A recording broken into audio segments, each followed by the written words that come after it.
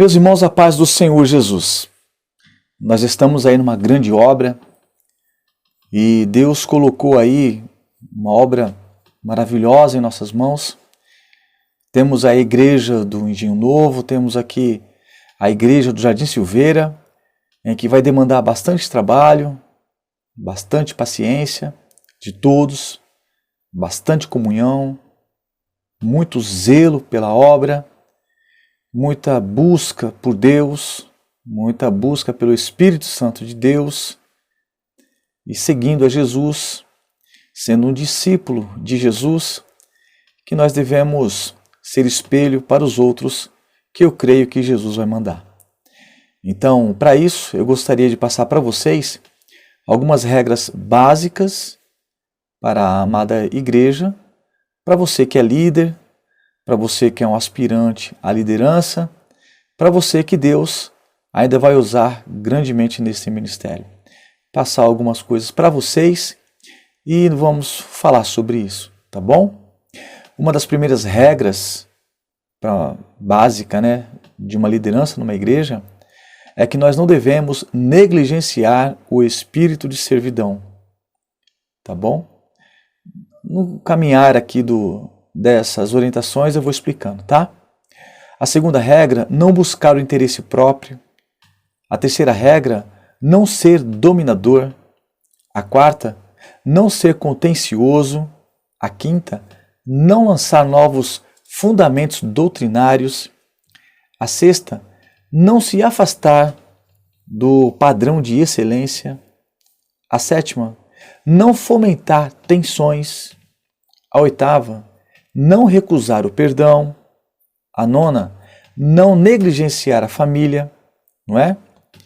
A gente não pode deixar a família de lado por causa da obra. A Bíblia mesmo diz, aquele que não cuida dos seus, nem as suas orações chegam a Deus. A décima, não tolerar a heresia e o pecado. 11ª, não se descuidar do estudo da palavra de Deus. A 12ª, não esquecer que a sua função lhe foi confiada pelo próprio Senhor. Tá certo?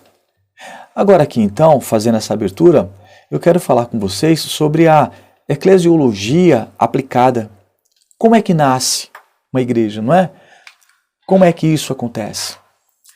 A igreja local, ela é a comunidade autônoma de crentes em Cristo unidos entre si por laços de fé, amor e amizade, caracterizada pelo ensino da sã doutrina, pela observância das ordenanças de Cristo e pela aplicação da disciplina bíblica. A Bíblia apresenta de forma clara os dois propósitos fundamentais da igreja: o imediato, que é anunciar o Evangelho, conforme 1 Pedro capítulo 2, versículo 9, e o final, que é glorificar para sempre a Deus, conforme Efésios, capítulo 1, versículos 5 e 6, e Efésios, capítulo 12, versículo 14. Desse modo, um grupo em que pessoas não têm comunhão entre si, a sã doutrina, ela não sendo pregada, as ordenanças de Cristo, como por exemplo o batismo e a ceia do Senhor, elas não são adequadamente observadas, a disciplina bíblica jamais é aplicada. Que não se preocupa com a expansão do reino de Cristo neste mundo mediante a pregação do Evangelho e não persegue o ideal maior de glorificar a Deus, não pode de maneira nenhuma ser chamado de igreja.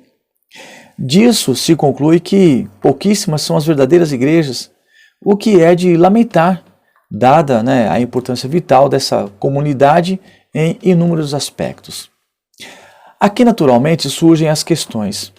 Por que a igreja é importante? Que diferença faz essa instituição? O que foi dito anteriormente fornece, em linhas gerais, o conteúdo, a resposta a essas perguntas. É necessária, porém, maior exatidão. Em primeiro lugar, pode-se dizer que a igreja é extremamente importante neste mundo porque fornece o contexto em que ocorre uma cura substancial nas relações interpessoais.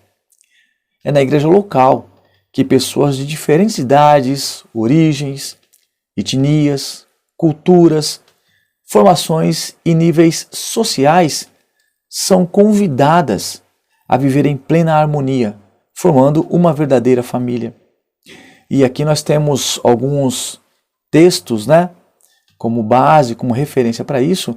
1 Coríntios, capítulo 1, versículo 10. 1 Coríntios, capítulo 12, do versículo 12 até o 27. 2 Coríntios, capítulo 13, versículo 11.